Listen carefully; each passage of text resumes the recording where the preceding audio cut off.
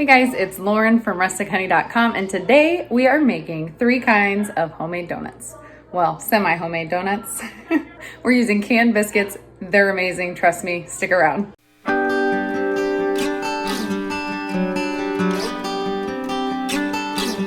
So today I am showing you a chocolate sprinkle donut, cinnamon and sugar donut, and a caramel glazed donut, which is amazing. So be sure to stick around for those. If you're looking for a traditional glazed donut, I also have that on my website at rustichoney.com, and I'll be sure to link it below as well. All are delicious. I promise they all melt in your mouth, and they're all slightly dangerous. Stick around, it's gonna be yummy. Brew some coffee, let's hang out. All right, so first up I wanna work on the icings for the donuts. I'm gonna start by melting 3 tablespoons of butter, and then in the separate bowl I'm gonna do just a quick cinnamon sugar here, so that's obviously a really easy one to whip together. I didn't measure on that, but you can kind of eyeball it and save the leftovers because those are always yummy on toast as well. For this caramel, I am adding the brown sugar to the butter, and we're just gonna let it continue to melt and kind of dissolve that sugar.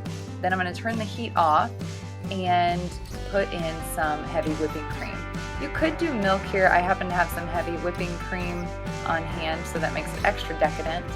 A little bit of salt to offset that sweetness, and then I will add in just a little bit of vanilla to finish it off.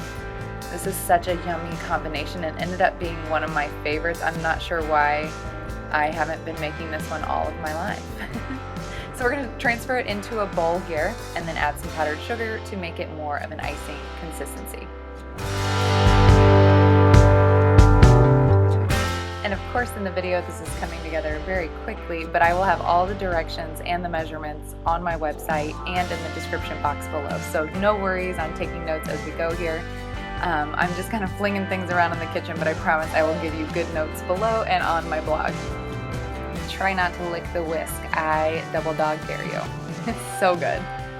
Now for my chocolate icing, I was a little short on ingredients. I did not have any cocoa powder, so we are using a Easter bunny that we still have on hand, and we're just gonna melt it with some heavy whipping cream and add a little coconut oil to kind of smooth things out. But I would highly recommend doing powdered sugar, cocoa powder, and a little bit of milk or heavy whipping cream to pull that together. That would also be a very yummy chocolate icing. But sometimes you just gotta use up what you have, right? Waste not, want not. And there we have our 3 toppings ready to go. All right, now moving on to the biscuits themselves. I have canned biscuits and a thimble. So for me, I used the thimble honestly because that's what my grandmother used to do. And homemade biscuits like this just reminds me of how Grandma used to do it. She was a seamstress, of course, and so had a thimble on hand for easy donut holes. Lately, I have also used the other half of an Easter egg, like a plastic Easter egg, to cut the holes out, which works really well. Whatever you have to cut a small little hole in the middle will work perfectly, but the nostalgia of the thimble just makes me think of my grandma, and that is probably the best part about baking for me, or especially making homemade donuts. So the thimble makes a pretty small hole, so I kind of just make those a little bit bigger as I go, and of course they make small donut holes, but they are so tasty, so don't waste those. We're gonna want to eat those as we go. And this is another fun activity that you can have the kids help with too, and it'll be good memories for them as well. I remember coming home from school. I would walk home from school when I was younger to my grandma's house, and my cousins and I could smell the donuts outside of the window of her kitchen as we were getting closer to the house, and we would start like elbowing each other and running into the house to see who could get the donut holes first, because there's not very many of them, and they were always our favorite.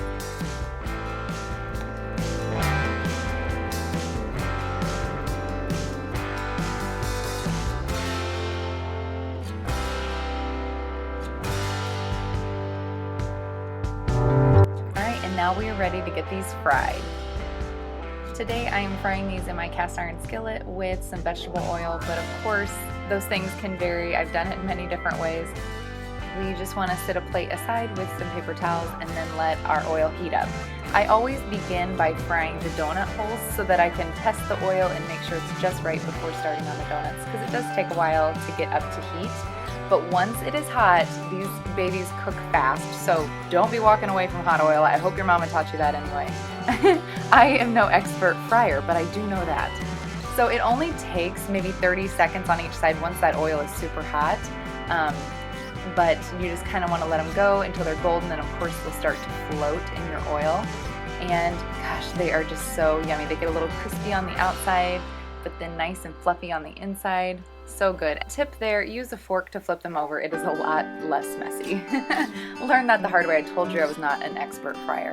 Now we are ready. Once they're just slightly cooled where you can handle them, we are ready to ice them. So I'm just dipping a few in, and then on the powdered sugar icings, I do think you need to kind of whip through them again just to kind of loosen them up, because they kind of start to dry on the top, which is exactly what you want them to do once they get on top of the donuts. But here we are. So we have Easter chocolate and holiday sprinkles, but we are using up things that we already have. So such is quarantine life, right? And this is about the time when everyone in the house smells the donuts and comes running. So I took custom orders from here on out on exactly what everyone wanted on their donut. But normally I would just make one, maybe two different kinds. But today you guys are getting all three. Special occasion for the vlog. Rorik had the chocolate with holiday sprinkles, and Ren enjoyed the cinnamon and sugar. But I have to say my absolute favorite was the caramel icing. So good. Yeah, Ren liked that one too. I think he just liked all of them. But it is just so tasty. That has always been one of my favorite donuts to get at Casey's, is the ones with caramel icing. But man, I didn't know I could make one like it at home. It's so good. I may even like my version better. And Mom is always happy when she gets all the thumbs up from the boys. This is a thumbs up from my 3-year-old. Oh, and double thumbs up from Ren. Get it? Get it? I hope you guys enjoyed those recipes today. I will be sure to put them on my blog at rustichoney.com so that you can easily get a printable for these. They are such a treat. I hope you find yourself making them soon.